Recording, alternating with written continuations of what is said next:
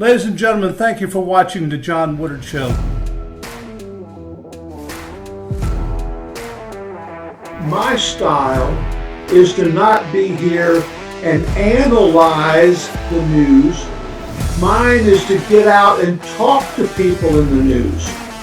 When we tell people something that we know it to be truthful to the best extent possible, finding out what's really going on at the point where it all begins. There's so much in politics that people just don't talk about.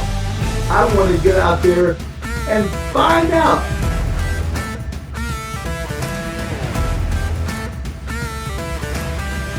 Good evening, ladies and gentlemen. Thank you for watching the John Woodard Show.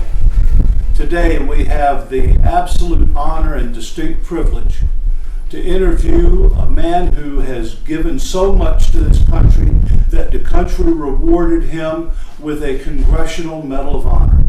A rare occurrence, to say the least. We're happy to have him with us. Ladies and gentlemen, may I introduce you to Joe Marm. Thank you, Joe. It's a pleasure to see you. I just can't tell you, it's a real honor to have a man of your stature in our presence. I'm not BSing you. That's just the way I feel. Tell me, Joe, when and under what circumstances did you join the military? I joined the military right after college, 5 days after I graduated from Duquesne University in Pittsburgh in 1964. I enlisted under the college option program and went through basic training and advanced individual training. They were 8 weeks and 8 weeks, and then 6 months of OCS. And Vietnam was starting up then too. And it was a very tough course, OCS then. But we all made it through, and so I've been in. I spent 30 years and 10 months in the Army total. What rank did you achieve? I'm retired. You can't stay more than 30 years as a colonel, so I spent 30 years as a colonel and 10 months enlisted time to get commissioned. So 30 years and 10 months total. Where'd you do your basic? Fort Gordon, Georgia. Fort Gordon. Basic and advanced individual training at Fort Gordon. I was at Jackson at about the same time. I went to Jackson for 3 days to get all my equipment, all my gear, and then we took a bus down to Fort Gordon. Yeah, boy, I tell you, the day when I got into basic training, the very next day there was when the first big Vietnam call-up came, and they had a parade ground nearby, and the one day there wasn't a soul on it, and the next day the thing was elbow to elbow as far as you could see with enlistees. So anyway, where you served in Nam, is that correct? That's correct. I was in Ranger School, which is a very tough course too. For 9 weeks. We were down in the Florida phase. We had a formation. And they called out about 40 names. They said your order's now being changed. You can make a phone call home to your, to your family and tell them you aren't going where you're supposed to be going. I was supposed to go to Fort Jackson and work with basic trainees, but we all went into Fort Benning, and the rumor has it that the unit that Fort Benning was headed to Vietnam, and that rumor turned out to be very true. Because a month later, after we signed in, we were headed to Vietnam on a merchant marine ship called the USS Maurice Rose. For 30 days, we traveled, through the Panama Canal, up the Pacific, and into Vietnam. But the whole division they brought the Kellers back from Korea, and we were the first CAV division, Air Mobile. We had 400 helicopters and 15,000 soldiers had to get to Vietnam. The helicopters went on aircraft carriers, and we went on merchant marine ships. So it was quite an experience. That was my first assignment out of training to go to Vietnam. It was a startling experience for just about everybody. Would you not agree? I would definitely agree, yes. Tell me about the circumstances that led to your being awarded the Congressional Medal of Honor. It was the first major battle of the Vietnam War, called the Battle of Ia Drang, on the 14th, 15th, and 16th of November, 1965. We went in with 400 troops from the 1st Battalion, 7th Cavalry, which lineage goes back to General George Armstrong Custer. Yes, sir. And there for a while, some of our troops thought we were in a little bighorn, surrounded and outnumbered. But we had a lot of assets Custer didn't have. We were outnumbered. The North Vietnamese had three regiments, so we were outnumbered about 7-1. They had about 3,000. We had about 450. But we had the whole division to back us up. Plus, we had the Air Force and the Marine fast movers to provide close air support for us and to bomb the enemy and napalm the enemy. So it was the first day of the battle. We were the second company in. The first company went out and started looking for the enemy, and one platoon got away from the company. They were chasing some NBA, and they eventually were surrounded. And so we spent that first day on the 14th trying to get up to them and get them out of a very, very bad situation. And but on the second attempt is when my action happened. There was a big solidified rock anthill that was with a lot of bad guys behind it. And I told one of my men to shoot a bazooka. It was called a light anti-tank weapon. It's a one-shot disposable anti-tank weapon. He tried to shoot it, but it didn't work. It didn't go off for him because of all the humidity and moisture, from Vietnam. So I took it from him and I rearmed it and I shot it. And it went off for me, and it made a big boom and a big cloud of dust. And we thought we had destroyed the position. So we started moving forward again, but we started taking more rounds from that same position, from the trees and the shrubs around the position. And this is when I told one of my sergeants or one of my men to using sign language because of all to run up there and throw a grenade over the top of it. But he thought I meant throw it from where we were at. So he did. He threw it. It did land. With all the trees around it, it landed in front. Didn't do any damage. So rather than waste any more time, because it started to get dark then on that first day, late afternoon, I told my men to hold their fire, don't shoot me up, and I ran across about 40 meters of open terrain. When you think of Vietnam, you think of heavy jungle. It wasn't heavy. It was elephant grass and trees and shrubs. It wasn't heavy jungle. So I made it up to the position and threw the grenade over the top. It went off, and I went around to the left side, and there were some more enemy that were trying to shoot me. So I was able to stop them from shooting me. When the position was silenced is when I told my men to come on, let's go. We got to get up there to that platoon. So and then right then, about that time, someone further back in the background shot me. I was shot in the jaw, entered my left jaw and exited my right jaw. Very, very tough wound. I was very lucky. I say God works in strange and mysterious ways.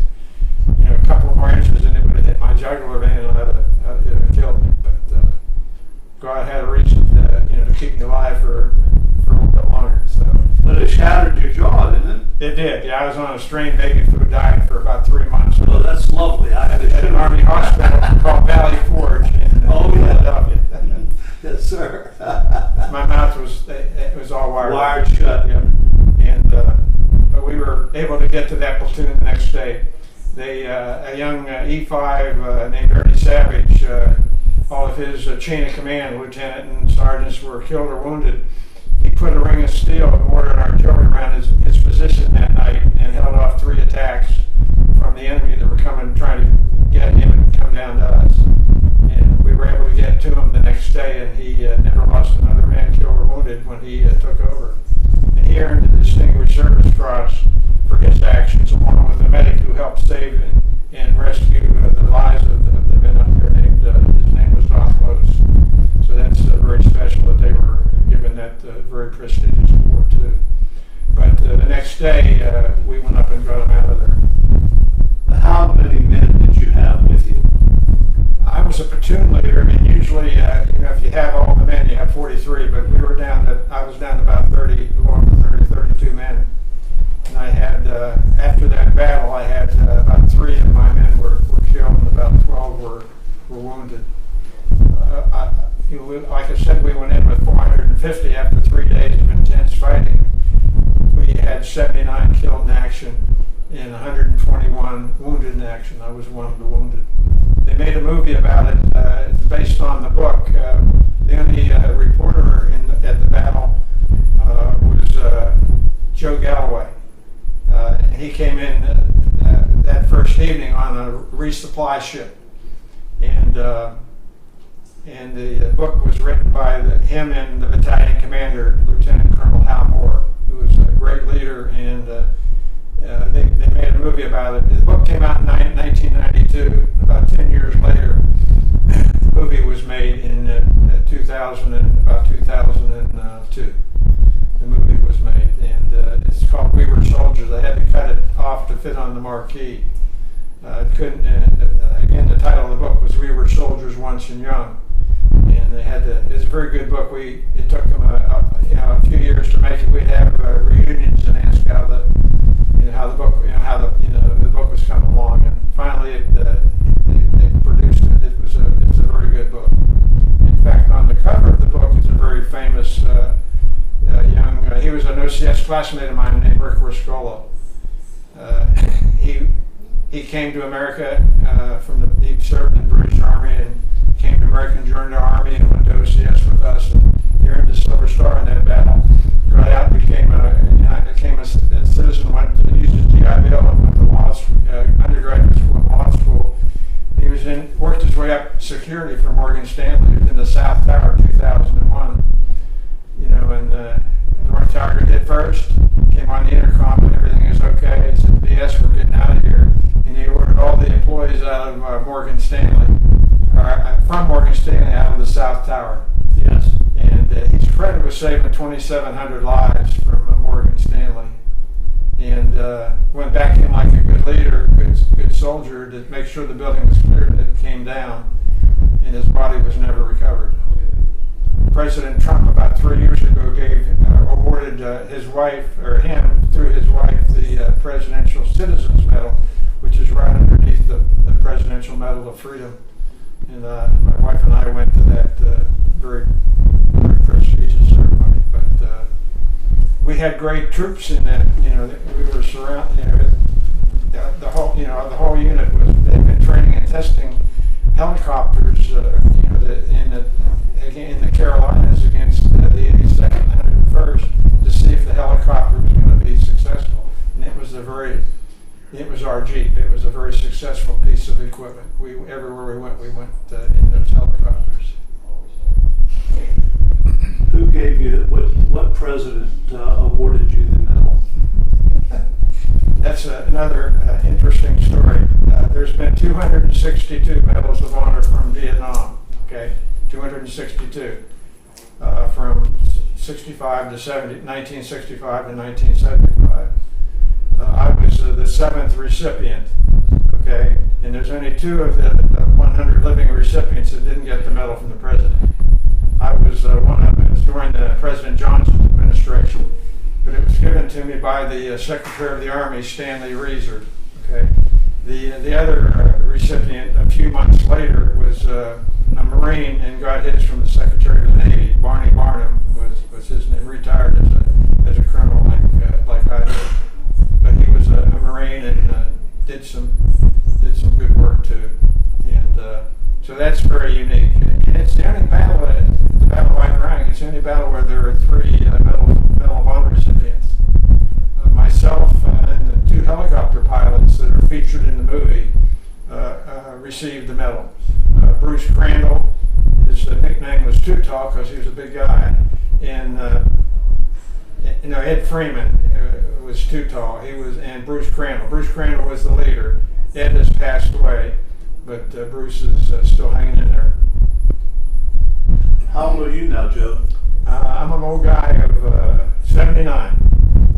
I live in Fremont with where my wife was born and raised, and after 30 years in the military, we moved back to her hometown. It's called the Daffodil Town. It's a great town of about 1,200 people. Who was the president during the time that you got your award, even if he didn't give it to you directly? It was President Johnson. Okay. Yeah. Did they give you the same pomp and circumstance that they do the presidential recipients? It was a very nice ceremony. It was 13 months after the battle on the 19th of December, 1966. I had to borrow an overcoat from the old guard. But it was an outside ceremony outside the Pentagon. The old guard was there. I trooped the line. They had a 19-gun salute. All the generals from the Pentagon fell out. So there was a big crowd there, probably bigger than could have been at the White House, because that's a little bit smaller. And so it was a very, very nice ceremony. They took my family. They brought my family down from the Pittsburgh area, and they treated us very well. We toured Washington D.C., went to the Tomb of the Unknown Soldier and the President Kennedy's grave, which was pretty fresh then. It was very, very unique, and they gave me for 3 days. We toured. We were there a day before to the ceremony, then the next day. We had a nice luncheon over at Fort McNair, where all the soldiers, and they brought a bunch of soldiers that were at the battle up from Fort Benning. Oh, wow. And so that was unique. There was 2 Medal of Honor recipients there, my battalion commander and the head of public affairs, who was a World War II Medal of Honor recipient, named Keith Ware. He was there, and I have a very nice picture taken with him at a press conference right after the ceremony. And he's very unique. He's the only Medal of Honor recipient that went back for a second tour in combat. Now, he got his medal in World War II, but he was killed as a commander of the 1st Infantry Division in a helicopter when his helicopter was shot down. So that's very unique. He's the only Medal of Honor recipient to have been killed on a second tour. I went back again in '69 and made it through the whole year with the 1st Cav again, as did many other Vietnam Medal of Honor recipients. That's quite astonishing to have received a serious wound like that, and still to have the intestinal fortitude and the devotion to go back and serve again. Very true, yes. I felt that since I decided to stay in, I hated war, but I loved being with soldiers, so I felt I should pull my share of the hardship tours, because most of my contemporaries were going back for second and sometimes third tours. So I had to, they usually don't send the recipients back to a combat situation, but I volunteered, and they permitted me to go back for the second tour. Like I said, I made it through the whole year okay. I didn't get wounded, and I was we were in some pretty big firefights on my second tour too. It's a very good unit, the 1st Cav Division. They have one of the best the Army has. Yes, sir. They have more Medal of Honor recipients than any other Army unit. There's like 30 from the Vietnam War, 30 Medal of Honor recipients from the 1st Cav Division, of which only 9 were living. It's primarily a posthumous award. 60% of the recipients, their families receive it. So it's very unique to be, a living recipient. When I got the medal, there were 260 living recipients from prior to World War One, World War One. So it's very unique as a young officer to meet all these very famous, legendary, military figures that I met at the different reunions we would have. We're down to 67 now. President Biden just upgraded a Korean War recipient to the Medal of Honor, and we lost one who was buried today, a first cav medic, passed away last week and was buried today out in Fort Leavenworth, Kansas. How long were you hospitalized with your wound? I was in Valley Forge Hospital for about 3 months. I was kind of a walking wounded, you know. I could walk pretty good. I went down to see the Army-Navy game at Philadelphia with some other soldiers from the hospital, but I couldn't eat. My mouth was still hard shut, so I couldn't eat any of the good stuff there at the football game. What did they have to do? Did they have to do reconstructive surgery on your jaw? I was very lucky. My surgeon, my oral surgeon, you know, he thought I was going to lose a tooth with abscess and they would have to pull it, but the cells grew up in between the root of the tooth, and so I didn't have to. It was a natural healing. But it was still, you had to shatter your jaw, even with your mouth wired shut. That's a heck of a recovery process to get all those fractures to heal. Is that not correct? Pretty much correct. I was biting into a bagel right before I retired, and it broke one of the tooth. It broke a tooth, above the wound. And so the Army did a bridge for me, but you had to grind 2 good teeth down to put the bridge on. I still have the bridge, and I've been okay. When did you retire, Jeff? I retired in 1995. Where were you stationed then? I was working with the Army Reserves up in the Philadelphia area. I was stationed at the 79th Army Reserve Command on Woodard Grove Naval Air Station, which is a great base. They had all the different services there: the Air Reserve, the Air Guard, the Army Reserves. And it made me appreciate the Guard and the Reserves, how important they are to our country. You know, and we have some great men and women that are doing. They have their civilian job, their family, and their military job to take care of. So they have a lot of work to do, and they do an outstanding job all over the country. Well, you and your family have endured a lot, especially your wife. Military wives always get the worst end of it, I think, in the end. How's your wife okay? And is everything all right with you now? Yes, sir. She's been a great, just a great person, and she worked for Senator Jesse Helms, and then she worked for Walter Jones when we moved back here to North Carolina for 24 years. And she was with him. She was going to retire right after. This was his last term. He didn't make it through his last term. He passed away. Yes. And so so she's retired now and enjoying retirement. Well, she worked for 2 really great patriots, but that would seem to be consistent with your situation and how she supported you. Yes, sir. Thank you. Do you have anything that I haven't asked you that you'd like to say at this time that the world is watching? It's been an honor to be here. The honor's ours, buddy. The honor is ours. All the recipients say we wear the medal for all the brave men and women that we serve with, as much as their medal as it is ours. It always is. We're the caretaker of it for them. Absolutely, it always is.